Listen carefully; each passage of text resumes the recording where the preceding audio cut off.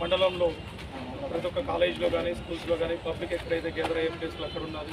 తర్వాత auto డ్రైవర్స్కి, bus స్టాండ్లో ఉన్న డిపోలో బస్ డ్రైవర్స్కి, అలాగే డీసీఎంలు, ఇతర ప్రతి ఒక్క వాహనాలు నడిపే వాహనదారులకి, అలాగే ఇతర కాలేజీలో ఉన్న విద్యార్థులకు, అలాగే సంఘాలకు, ప్రతి ఒక్కరు కూడా ఈ కొత్త చట్టాల నుంచి భాగం చేయడం జరుగుతుంది. దాంట్లో భాగంగా ఈరోజు తిరువురు బస్ స్టాండ్లో మొత్తం ఈ ఆటో డ్రైవర్స్తో పెట్టడం జరిగింది. దాదాపు దీనికి 100 మంది ఆటో డ్రైవర్లు అటెండ్ అయ్యారు.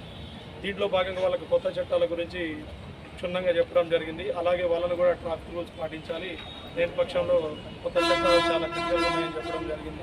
అలాగే వాళ్ళు కూడా ఏదైనా ఉంటే మాకు మొత్తం ఉన్నాయి కూడా ఎవరైనా లేకపోయినా తీసుకుంటామని చెప్పడం జరిగింది.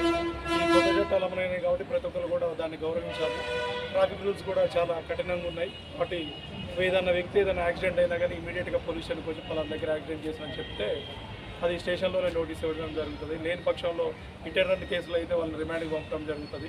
అట్లా కొత్త చట్టంలో చాలా మార్పులు వచ్చినాయి కాబట్టి ప్రతి ఒక్కరు దీన్ని గమనించి మంచిగా ఏదైనా అంటే ట్రాఫిక్ రూల్స్ని పాటించుకుంటూ సత్ప్రవర్తనతో కలిగి ఉంటారని చెప్పి తెలియజేయడం జరిగింది. Thank you.